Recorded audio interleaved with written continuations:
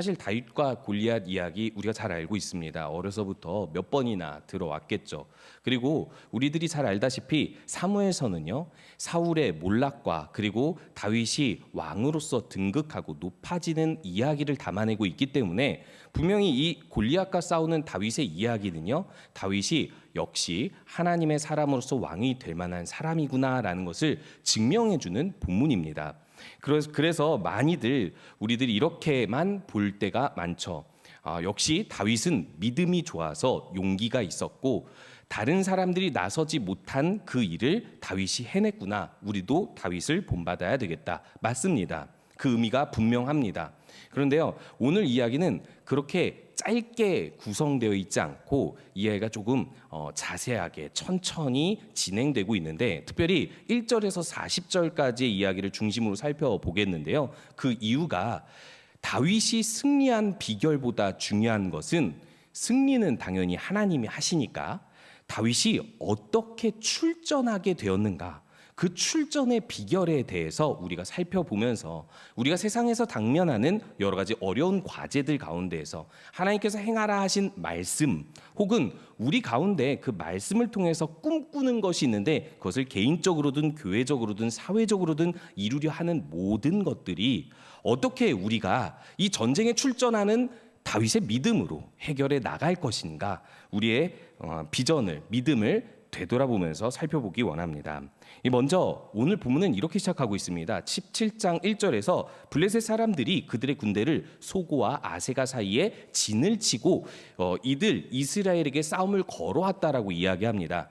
소고와 아세가 지역, 그쪽은 베들레헴에서 한 20km 정도 떨어진 곳이죠. 그러니까 다윗이 살고 있는 것과 20km 정도 떨어진 곳입니다. 그리고 그들이 이렇게 진을 치자마자 이스라엘 역시 방어하기 위해서, 이때는 앞에 사례해 봤을 때 사무엘 때나 사울의 때나 블레셋과의 전쟁에서 이스라엘이 밀리지 않고 또 승리하는 사례가 많았기 때문에 이때는 이 이스라엘이 더욱더 용맹하게 이 전쟁에 출전을 했고, 이스라엘이 진친 곳을 엘라 골짜기라고 합니다.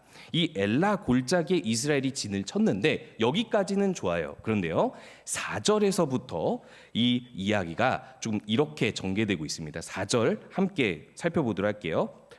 블레셋 사람들의 진영에서 싸움을 도두는 자가 왔는데 그의 이름은 골리앗이요 가드 사람이라. 그의 키는 6규빗 한 뼘이요. 지금 블레셋 사람들 중에서 우리가 잘 아는 그 골리앗이 나타났습니다. 이 골리앗이 나타났는데 왜 골리앗을 지금 이렇게 부각시키고 있을까요? 사실 이곳에는요, 아낙 자손들이라고 해서 거인들이 이미 많이 살고 있었고 이 거인들과 전쟁에서 맞닥뜨리는 경우가 많았습니다. 특히 여호수아 정복기에 여호수아도 갈렙도 여러 온니엘이나 사사시대 때 여러 용사들도 이 거인 족속들과 용맹하게 싸워서 이기는 사례가 있었어요.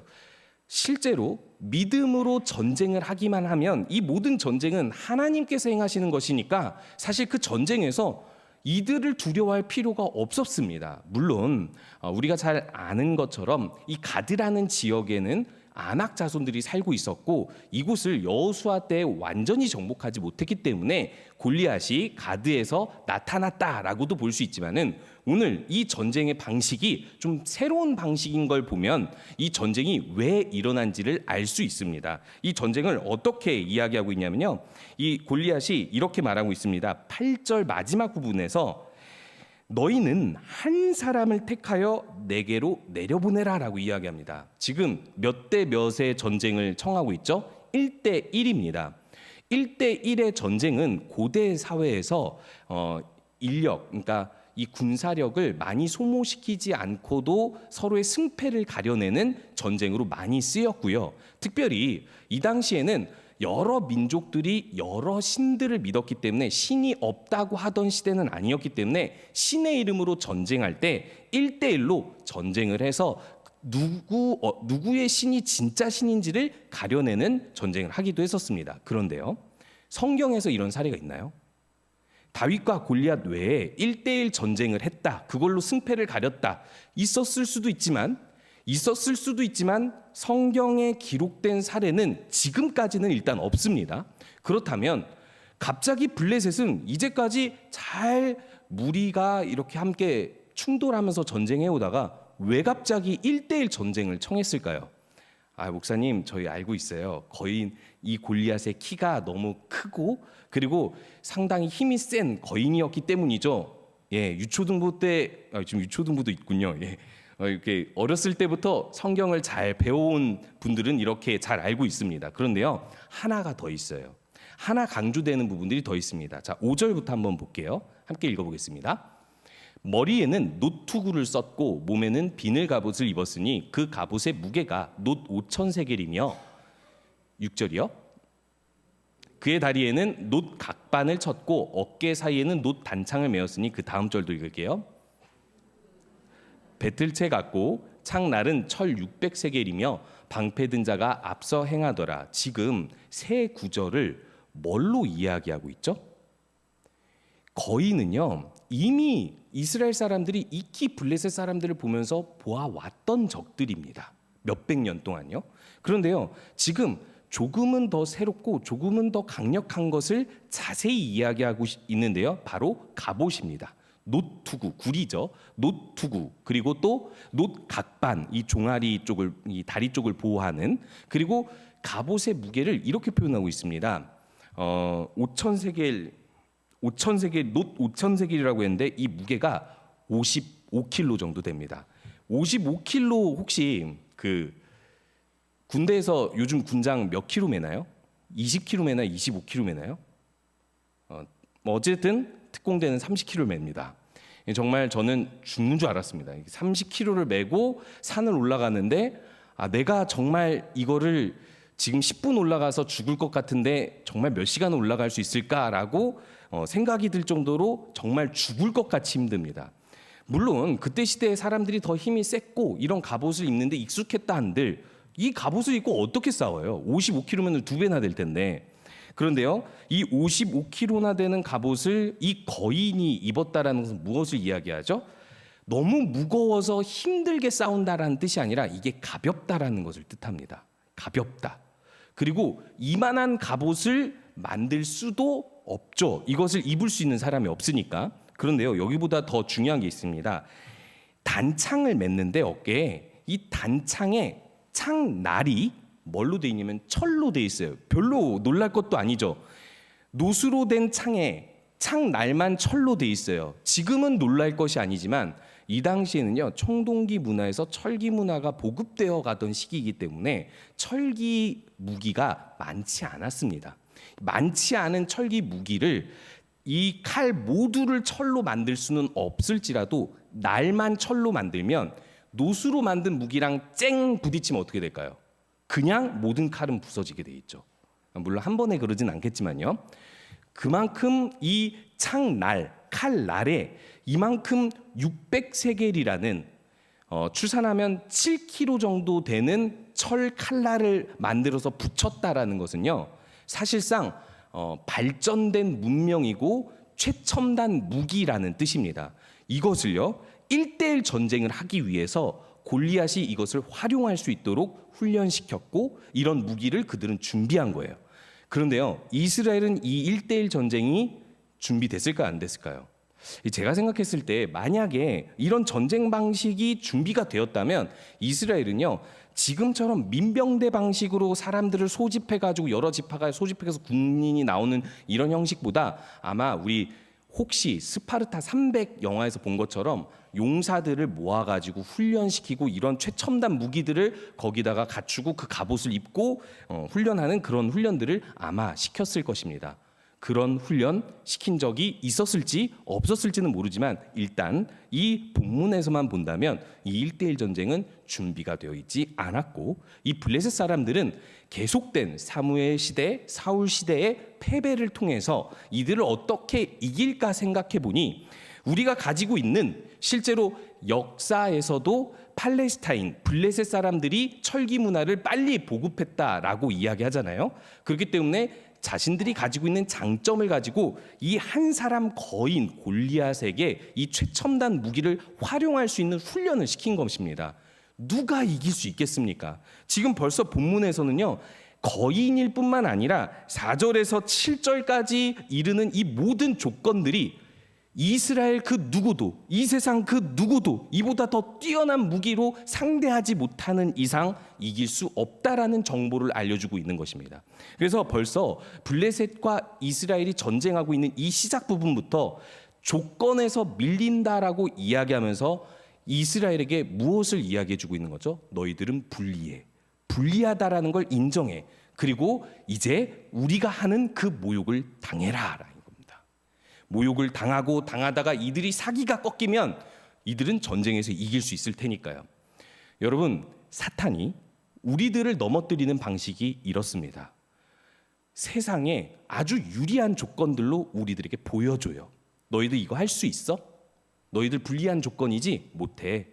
너희들이 꿈꾸는 것, 너희들이 하고 싶은 것, 너희들이 그 하나님 말씀으로 혹은 너희들의 신앙으로 극복해 보겠다고 하는 그것 어떻게 이길래? 그럼 기독교인들 대부분이 어떻게 반응을 할까요? 이 세상에 우리보다 유리한 조건을 보고 내가 불리하다고 생각하면 믿음으로 극복해야지라고 생각하는 사람은 죄송하지만 많지 않을 겁니다. 먼저 저 조건이 무엇인지 분석하고 그 조건을 상대한 유리한 조건인지 무엇인지를 알아낸 다음에 갖추려고 노력하겠죠. 저는 너무나도 안타까운 사실이 이런 것 같습니다. 점점 마지막 때가 오고 악해지는 이때에 우리들은 성경을 보고 기도하고 주님과 함께하는 시간을 늘려가야 하거든요. 그래야 이 골리앗과의 전쟁에서 이길 수 있는데 우리들은요 오히려 세상이 보여주는 우리보다 훨씬 유리하고 진보된 여러 지식과 능력과 모든 스펙들을 바라보면서 저것이 없으면 난 이 세상에서 살아내지 못할 거야 라고 생각하게 된다는 것이죠. 이게 사탄이 우리를 넘어뜨리는 방식이라는 것입니다. 목사님, 그러면요 우리 이 세상에서 유리한 조건을 가지기 위해서 더 많이 공부하고 더 많은 학력을 가지고 학위를 가지고 아니면 더 많은 능력을 갖추는 거 이거 하지 말라는 건가요? 아닙니다. 성경에서 그 어디에서도 이걸 부정하는 곳은 없어요. 다만 그것이 있든지 없든지 있어도 교만하지 않고 없어도 낙심하지 않고 오직 하나님이면 충분하고 하나님이 나와 함께 계시다면 내가 이것들을 하나님보다 먼저는 아닐지라도 내가 천천히 이 모든 것들을 갖춰가는 과정에서 하나님께서 역사하시는 것을 기대하고 의지하면서 살아간다면 우리들은요 세상의 마음을 빼앗기지 않을 것입니다. 어떻게 보면 제가 항상 보면은 이제 부서가 옮기면서 이동하면서 학년이 올라가면서 인원이 많이 줄거든요. 그 중에 가장 심각하게 나타나는 이제 세대가 어떤 세대냐면요. 아실 거예요. 고3입니다. 이 고3은요. 이 입시 기간이 들어가면서부터 약간 노터치 영역이 돼요. 고3뿐이겠습니까? 고3 외에 재수, 삼수 하는 입시생들에게도 마찬가지겠죠. 이 노터치 영역이 된다는 게 무슨 말이냐면 그들을 탓하는 게 아니라 우리가 더 많이 만나고 더 많이 교육하고 싶어도 그런 어떤 시간들을 마련하기가 현실적으로 어려워요. 우리가 한마디로 얘기해서 학원 끝나는 11시, 12시 시간 맞춰서 거기 가서 양육을 하고 그러지 않는 이상 그러면 이제 잠자는 시간 1시간을 내줘야 되겠죠. 예를 들면 그렇다라는 것입니다. 그런데요. 이런 고3 시기를 지나는 동안 상당히 믿음이 쑥쑥쑥 떨어져 나가죠. 왜 그럴까요? 불안하기 때문에 하나님을 의지하는 시간보다는 이 세상에서 경쟁력 있게 나를 채우는 시간을 더 많이 가지기 때문에 그런 것입니다. 우리가 지금 이때를 살아갈 때 먼저 갖추고 채워져야 될 것이 무엇인지를 한번 돌아봐야만 한다라는 것이죠. 이것이 바로 세상이 우리를 이기는 방식입니다. 사탄이 우리를 넘어뜨리는 방식이라는 것이죠. 그리고 나서 이제 이야기가 이렇게 전개됩니다. 누가 등장하죠? 다윗이 등장합니다. 이 다윗이 등장하는데 다윗이 사실 17장에 먼저 등장하지 않아요. 16장에 먼저 등장하거든요. 누가 기름 붓습니까? 사무엘이 사울 대신 다윗에게 기름을 붓습니다. 다윗이 기름 부음 받고 나서 사울에게 악령이 들리니까 이 사울의 신하들이 추천을 해가지고 다윗이 수금을 타는 자로서 사울에게 가서 악령을 쫓아내는 역할까지 하게 돼요. 그러면서 이 다윗에게 하나님의 영이 충만히 임했다라는 내용으로 16장이 마무리가 돼요. 그러면요, 이렇게 마무리가 되면 사실상 다윗은 점점 더 높아질만 하잖아요. 근데 17장에 약간 처음 등장하는 것처럼 등장하기 시작합니다. 어떻게 등장하면요, 이세의 아들 중에 8아들이 있는데 그 중에 막내다라고 얘기하고, 일단 이름을 먼저는 첫 번째, 두 번째, 세 번째 아들의 이름만 공개합니다. 뭐 엘리압, 그리고 아비나답, 그리고 삼마라고 하는데 왜 셋만 공개하냐면요, 전쟁에 출전한 사람이 셋밖에 없는 거예요. 전쟁에 출전할 만한 나이가 이 셋밖에 안 된 건지, 아니면 다른 자격을 넷째부터 7째까지 다 충족을 못 시킨 건지 알 수 없습니다. 그런데 8아들 중에서 서열 3위까지는 이 자격이 돼서 전쟁에 출전했다라고 이야기하는데, 넷째, 다섯째, 여섯째, 7째를 지나서 그러면 다윗은 어떻다라는 것을 이야기하는 거죠. 자격이 너무 없다라고 이야기하고 있는 것이죠. 다윗을 그렇게 등장시키고 있습니다. 그리고 다윗이 앞에서 이야기했던 대로 사울의 궁에 왕래하기는 했지만, 여기서 보니까요, 16절에 그 블레셋 사람이 40일을 조석으로 나타내지만 사실 다윗은 몰라요. 아무것도 몰라요. 궁전에 드나들긴 하지만 아무것도 가지지 못했고 아무것도 높아지지 못했다라는 것을 이야기하죠. 그리고 여전히 다윗은 직업이 양을 치는 사람이라고 이야기하고 있죠. 이 다윗이 상당히 전쟁에 출전할 만한 자격 없는 사람임을 이야기하고 있습니다. 실제로도 다윗은 나이로도 레위기에서 말하는 전쟁에 출전할 만한 나이가, 자격이 안 된 상태였죠. 그렇다면 이제 우리가 생각했을 때는 다윗이 전쟁에 나서야 골리앗을 이길 텐데 그럼 언제 다윗이 출전하는 거야? 언제 이 자격을 받게 되는 거야? 이렇게 기다리게 되잖아요. 이 기다림에 부응하여 이세라는 다윗의 아버지가 이 다윗을 불러냅니다. 그리고 나서 심부름을 시키죠. 야, 너 지금 전쟁에 나간 세 형들을 봐라. 이제 거기서 이 형들이 어떻게 잘 지내고 있는지를 살펴보기 위해서 배달 갔다 와라 하면서 천부장에게 갖다 줄 치즈 10덩이와 형들에게 갖다 줄 떡을 배달하라고 배달을 시키죠. 배달의 민족이 여기서부터 시작됐는지 모르겠지만은 어찌됐든 이 배달을 하는 정도의 수준밖에 안 되는 사람이라고 다윗을 이야기하고 있는 것입니다. 다윗이 할 수 있는 것, 이 전쟁에서 할 수 있는 것, 엘라 골짜기 40일 동안 이스라엘을 모욕하는 골리앗이 나타났지만 다윗이 할 수 있는 것은 배달밖에 할 수 없다라고 이야기하고 있는 것이죠. 그리고 나서 이제부터 이야기가 역전되기 시작합니다. 다윗이 그곳에 갔고 뭘 듣죠?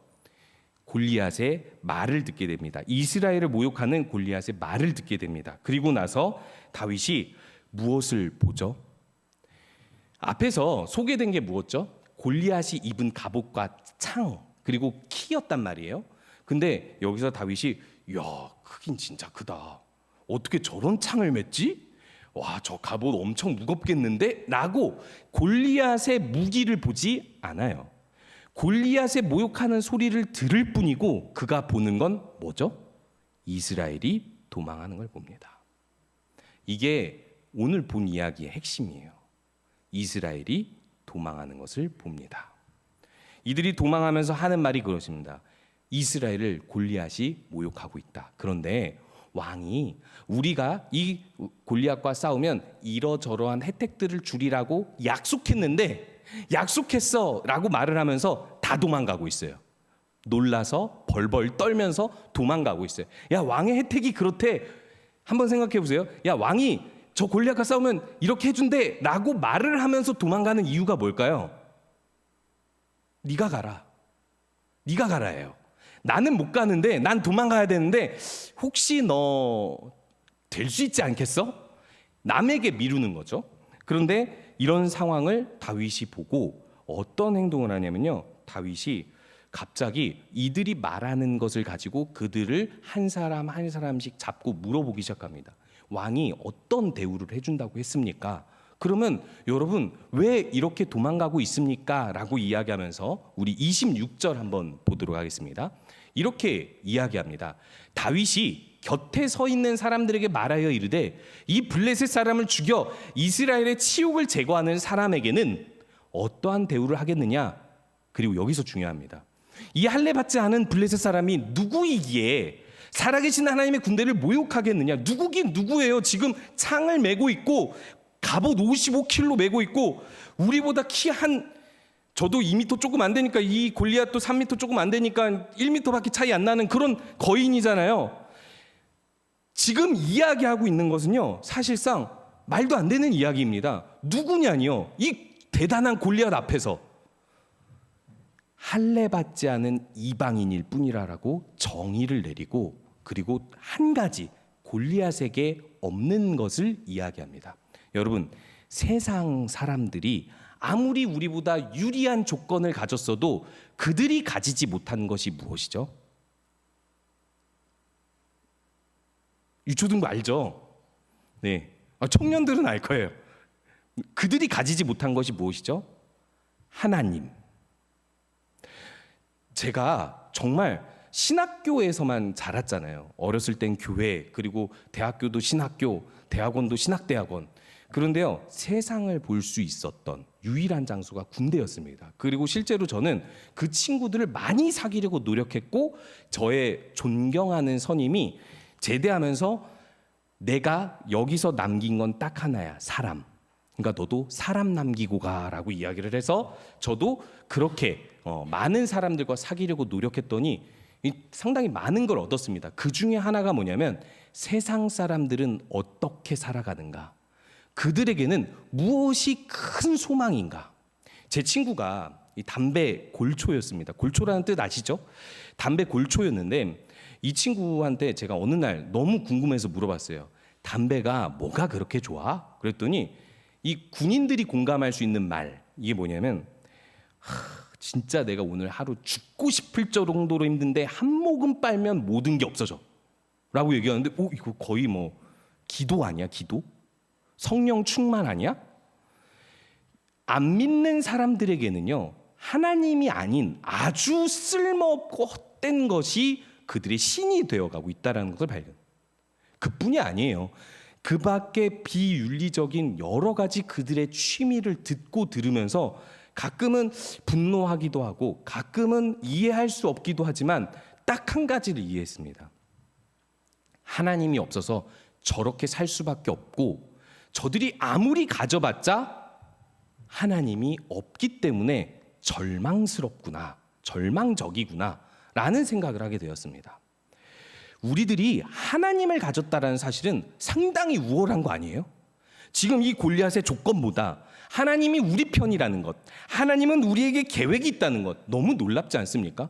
세상 사람들이 만약 멸망할 자들이라면, 만약이에요, 구원받았으면 좋겠지만 멸망할 자들이라면 그들에게는 계획이 있습니까? 하나님이 선한 계획을 그들에게 줘요? 그들은 그들의 인생을, 그들이 계획을 세우고 그들이 완성해 가야 돼요. 그리고 어느 날 죽죠. 지옥 가죠. 너무 부정적인가요? 사실인데. 근데 우리는요, 계획이 있어요. 천국 가는 계획? 아니요. 그 정도만이 아닙니다. 이 세상에서 의미 있고 가치 있고 선하게, 그리고 완전한 절대자 하나님을 보여줄 하나님의 계획이 우리 안에, 우리가 아무리 못났어도 있어요. 저는 너무 신기한 게요, 제가 항상 저 자신을 돌아보면 너무 못났다고 생각을 하거든요.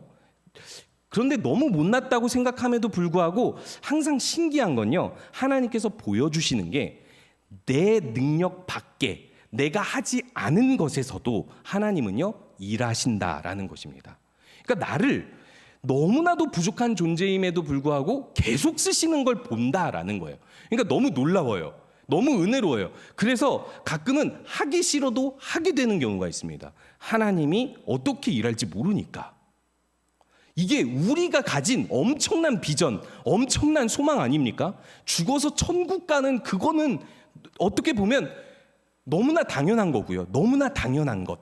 근데 우리에게 더 하나님께서 주시는 아주 충만한 가치가 무엇이냐면 이 땅에서 계획이 있는, 하나님의 계획이 있는 삶을 살 수 있다라는 것입니다.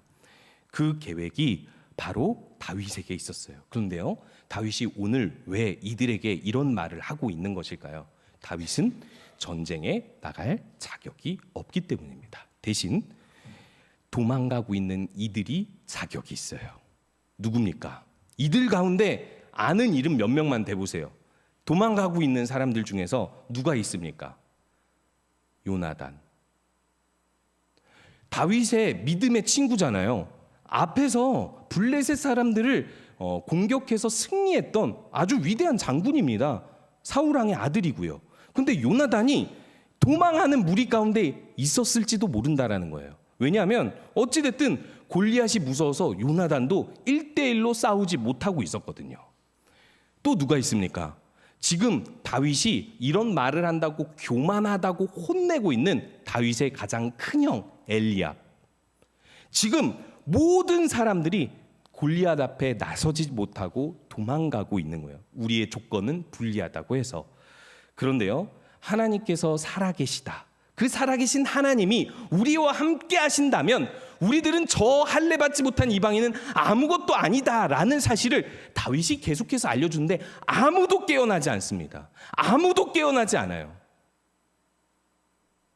말씀이 우리 가운데 하는 일이 무엇입니까? 성령이 숨은 역사로 우리 가운데 하는 일이 무엇입니까? 깨우는 거잖아요. 깨우는 것. 잠든 영혼을 깨우는 것. 하나님이 함께 하시면 하나님이 살아계시기 때문에 할 수 있고 해야 되고 더 나아가라고 깨우고 있는 것, 그것이 바로 다윗이 하고 있는 일이었다는 것입니다. 그리고 나서 오늘 본문을 살펴보겠는데요, 31절에서부터 이제 다윗이 사울에게 불려가서 대화를 하기 시작합니다. 이제 여기서 또 하나의 장벽이 나타나는데요, 이 다윗이 한 말을 듣고 이제 사울에게 누가 전해서 사울 앞에 다윗이 갔습니다. 그런데요, 다윗이 먼저 이렇게 이야기해요. 사람이 그로 말미암아 낙담하지 말 것이라 주의 종이 가서 저 블레셋과 싸우리이다라고 이야기합니다. 아무도 낙담할 필요가 없습니다. 자격 없는 내가 갈 테니까. 그렇잖아요. 아무리 법적으로 전쟁에 출전할 자격이 없어도 왕정 시대는 왕이 내리는 명령이 법이 되기도 하니까 이 왕의 허락만 받으면 다윗은 전쟁에 나갈 수 있게 돼요. 다윗은 아무도 나서지 않는 것을 보고 내가 나서겠습니다, 자격 없는 내가 나서겠습니다라고 이야기하고 있어요. 그런데 사울이 거절하는 이유가 이렇게 이야기합니다. 33절에 보니까 내가 가서 저 블레셋 사람과 싸울 수 없으리니 너는 소년이요 그는 어려서부터 용사의 민이이다. 소년이기 때문이래요. 그리고 이 소년이라는 말을 다른 말로 표현하면 넌 경험이 없어. 전쟁 경력이 없어. 넌 경험이 없기 때문에 그 사람과 절대 싸울 수 없을 거야. 그 사람은 용사야. 아주 경력이 무수히 쌓여진 용사야.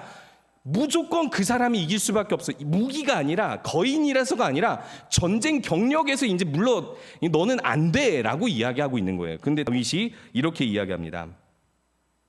저 경력 있어요. 무슨 경력이 있어요? 양치기 경력이 있어요. 진짜 우습죠? 근데 양을 치는데 무슨 일이 일어났냐면 양을 칠 때마다 사자와 곰 같은 들짐승이 양의 새끼를 물어가면 이렇게 했대요. 이 새끼를 내놓으라고 그를 쳐서 빼앗는데요. 빼앗으면 어떻게 하죠? 그 사자나 곰이 그래 알겠어 갈게 하고 가진 않잖아요. 다윗을 공격을 하게 되면 다윗이 그때 그 수염을 잡고 쳐 죽였다라고 얘기합니다. 그런데 중요한 사실이 있어요. 다윗이 분명히 16장에서는 다윗의 어떤 무용이 아주 뛰어났다라고 얘기하기 때문에 다윗도 물맷돌을 던질 때 혹은 그 정도 나이가 되면 어느 정도 군사 훈련을 민병대 수준으로는 좀 받았을 거란 말이죠. 그래서 아예 이런 것들을 전혀 전쟁 못할 실력은 아니라는 거예요. 근데 다윗은 이것에 대해서 제가요 훈련받아서 제가 항상 성실했기 때문에 이걸 할 수 있었습니다라고 얘기해도 되거든요. 실제로 그랬으니까. 근데 뭐라고 고백을 하냐면요, 37절에 보니까 여호와께서 나를 사자의 발톱과 곰의 발톱에서 건져내셨다라고 이야기합니다. 건져내셨다. 내가 했다가 아니라 내가 믿음으로 싸우니 하나님께서 건져내셨다입니다. 여기서 중요한 거 있습니다. 양을 치는 많은 이런 소년들이 이렇게 사자와 곰이 나타나고 들짐승이 나타나면 싸웠을까요? 우린 성경에서 뭐 잃은 양을 찾고 뭐 이런 얘기들을 많이 보니까 왠지 목자들이 다 그랬을 것 같잖아요. 제가 생각했을 때는요, 아마 이 양의 주인인 아버지가 다윗에게, 막내 다윗에게 이렇게 충고했을까요? 사자나 곰을 보면 끼어 도망가. 절대 양을 구하러 가지 마. 이렇게 가르쳤을 거예요. 그렇지 않을까요? 사자나 곰을 보면 싸워 하는 부모가 어디 있어요? 물론 되게 스파르타 집안이었으면 그랬을 수도 있습니다. 그리고 어떤 신앙의 훈련을 시키기 위해서 그랬다고도 우리들은 추측해 볼 수 있는데 일반적으로 그러지 않았을 것이고 그렇게 교육하지 않았을지도 모릅니다. 그런데 다윗이 왜 그랬을까요? 하나님이 계시를 주셔서요. 그냥 다윗의 믿음이었습니다. 내가 대단한 일을 하는 것도 아니고 뭐 무슨 믿음으로 위대한 나라의 대적과 싸우는 건 아니어도 양을 치는 이 작은 일에서도 아버지의 양떼를 맡은 내가 이 양의 새끼 하나를 소중히 여기면서 사자와 곰을 칠 때 하나님께서 나를 건져 주실 것이라고 생각하고 그 수염을 쳐 죽였다라고 이야기하는 것이 아닐까요? 다윗은요, 믿음으로 계속해서 이 사자와 곰과 싸웠다는 경력을 내세우면서 이렇게 이야기합니다. 이 짐승만도 못한 할례 받지 않는 이방인은 하나님께서 더 건져주시지 않겠습니까? 논리가 확실하죠. 그래서 사울이 이렇게 이야기합니다. 그럼 내가 그 믿음으로 내가 갈게 라고 이야기하지 않고요, 네가 가 라고 얘기합니다. 그러면서 이렇게 얘기하죠. 여호와께서 너와 함께 계시기를 원하노라. 나와 함께 계시기를 원하노라가 아니라 너와 함께 계시기를 원하노라고 이 소년 다윗을 보냅니다. 여기까지의 이야기만 보더라도 지금 이 본문이 이야기하고 있는 바는 무엇이냐면 다윗이 그럴 만한 사람이다가 아니라 자격 없는 다윗도 이렇게 할 수 있는데 다른 사람들은 아무도 나서지 않고 있다는 것을 보여주고 있습니다. 그리고 다윗이 이제 마지막으로 이 전쟁을 하기 위해서 무기를 취하러 가는데 사울이 칼과 갑옷을 다 입혀주거든요. 그래도 좀 어리긴 해도 처음이긴 해도 이 갑옷과 칼을 가지고 가면 그래도 골리앗과 필적할 만하지 않을까 싶어서 입혔던 것 같아요. 근데 다윗이 그것을 못 입어요. 체구가 작아서인지 힘이 안 돼서인지 그냥 익숙하지 못하니라는 단어로 설명하면서 못 입고 그렇게 나가지 못합니다. 그리고 나서 다윗이 가는 곳이 참 재밌어요. 저는 이렇게 끝내야 맞다고 생각하거든요.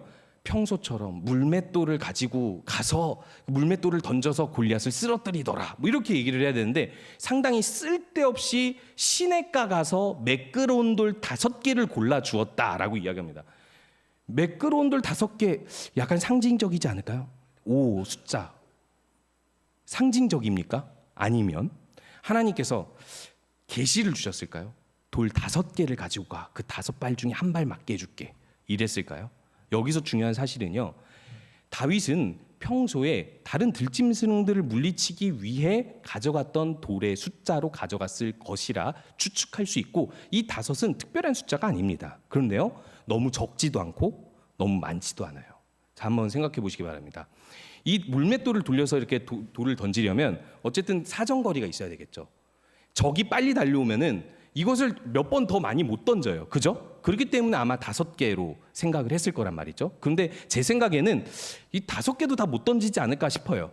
그리고 성경에서 골리앗과 싸울 때 한 번에 쳐서 쓰러뜨립니까? 아니면 2번째 쳐서 쓰러뜨려요? 아니면 3번째 던져서 쓰러뜨려요? 모르죠. 성경에서 정확히 안 나와요. 이게 첫 번째 돌을 맞았더라, 2번째 돌 맞았더라, 3번째 돌 맞았는데 2개밖에 안 남았더라, 뭐 이러지 않아요. 그냥 쳐서 넘어뜨렸다라고 얘기합니다. 그냥 우리들은 추측하기를 첫 번째 돌이 맞았겠지라고 생각을 합니다. 그럼 왜 5개를 주었죠? 믿음이 부족한가? 하나님이 한 번에 쓰러뜨릴 것이라고 계시 안 해주셨나? 여기서 중요한 것이 무엇이냐면요, 다윗은요 한 번에 쓰러뜨릴 거라고 생각하지 않았던 것 같습니다. 여느 때처럼 이 돌 몇 개 던져서 몇 개 맞던지 간에 이 정도면 쓰러뜨릴 수 있을 것이라고 생각했던 것 같아요. 즉 다윗은 믿음을 가질 때 분명하고 구체적이어야 행동하는 것이 아니라 하나님이 한 개 가져가면 한 개 맞게 해줄게 라고 얘기해서 가는 게 아니라 믿음으로 4개의 실패를 떠안고 시도한다라는 것을 이야기하는 겁니다. 다윗이 출전했었던 비결이 뭐냐면요, 구체적으로 하나님이 이기게 해주겠다라고 계시해 주시고 5개의 돌을 가져가면 하나를 맞게 해주시겠다라고 이야기한 게 아니라 4번의 실패를 감안하고 갔다라는 거예요. 물론 한 번에 맞았을 수 있겠지만요, 이게 믿음입니다. 그렇지 않습니까? 우리들은 왜 분명해야, 구체적이어야, 확실해야 가죠? 그게 믿음입니까? 하고 또 좋은 자세이긴 해도 그게 꼭 믿음이라고 하긴 어렵죠. 다윗은요, 실패할지라도 시도하는 사람이었습니다. 계속 시도하면 하나님께서 이루어 주실 것을 믿는 사람이었습니다. 근데 왜 6개, 10개, 20개는 아니었을까요? 아마도 평소에 그렇게 많이 가지고 다니지 않았을 것이라고 추측이 되지만, 더 중요한 건 이 정도면 충분히 하나님께서 역사하실 것이라고 믿었던 거예요.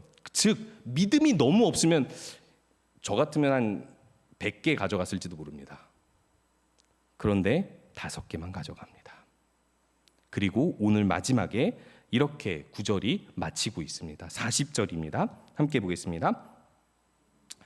손에 막대기를 가지고 시내에서 매끄러운 돌 5을 골라서 자기 목자의 제구 곧 주머니에 넣고 손에 물매를 가지고 블레셋 사람에게로 나아가니라. 블레셋 사람, 그 최첨단 무기를 가지고 큰 키와 힘을 자랑하는 그 블레셋 사람, 아무도 나서지 못해서 엘라 골짜기에서 40일 동안 밤낮 모욕을 들어야만 했던 그 블레셋 사람, 자격이 없어서 나서지 못할 때 많은 사람들에게 살아계신 하나님이면 출전할 수 있지 않겠느냐라고 이야기했던 그 블레셋 사람, 사울이 경력이 많아서, 전쟁 경력이 많아서 싸울 수 없다고 한 그 블레셋 사람, 절대 이기지 못할 블레셋 사람에게 돌 5개 가지고 나아갑니다. 우리 성도님들 가운데, 삶 가운데, 믿음 가운데 장벽이 무엇입니까? 우리 이 돌 5개 가지고 함께 나아가기를 소원합니다. 함께